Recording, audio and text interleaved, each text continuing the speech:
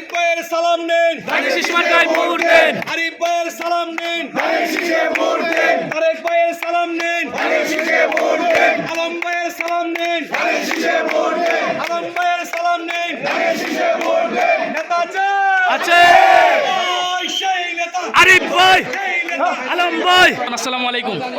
Vote দিয়েছেন? জি কোন মার্কায় ভোট দিয়েছেন আমাকে একটু বলবেন নাকি না? না এটা তো সিক্রেট যার যার ব্যক্তিগত ব্যাপার। আচ্ছা যাই হোক, আজকে মানে নির্বাচন কি সুষ্ঠু নিরপেক্ষ হচ্ছে? জি জি জি একবার পিওর নির্বাচন হচ্ছে একবারে 100% পিওর।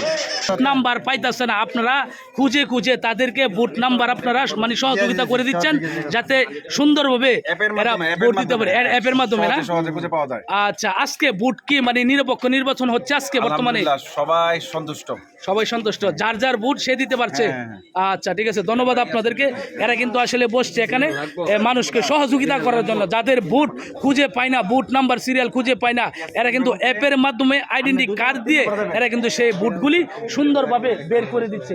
আচ্ছা ধন্যবাদ আপনাদেরকে। আচ্ছা আজকে যে নির্বাচন হচ্ছে কালীপুর মাদ্রাসার কেন্দ্রে, বিশেষ করে নির্বাচন কি মানে নিরপেক্ষ সুষ্ঠু নির্বাচন হচ্ছে? ইনশাআল্লাহ আপনাদের দোয়ায়, বাংলাদেশের সমস্ত জাতির দোয়ায় 17 বছর পর এবারে যে নির্বাচনটা হচ্ছে, আমার মনে হয় বিশ্বের মধ্যে এই নির্বাচনটা মানুষের চোখে পড়বে, মানুষের চোখে দিবে।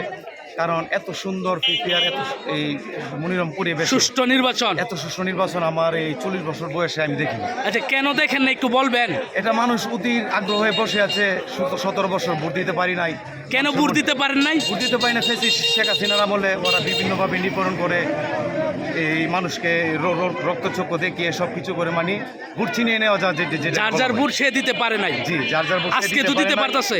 আর যার বয়স 30 সেও কিন্তু আপনার এই ভোট দিতে পারতো 3 বারই পর্যন্ত, কিন্তু সেও ভোট দিতে পারে না। সে এবার প্রথম ভোট দিতেছে, 30 বছর বয়সে, তখন তার মনে একটা এই আবেগে অন্যরকম। আচ্ছা আপনি মানে মনে করতেছেন যে আজকের মতো সুষ্ঠু ভোট বিগত 17 বছরে হয় নাই? 17 বছর না, 40 বছরে হয় নাই। ও আচ্ছা ঠিক আছে, ধন্যবাদ আপনাকে। ভাইজান ভোট দিয়েছেন?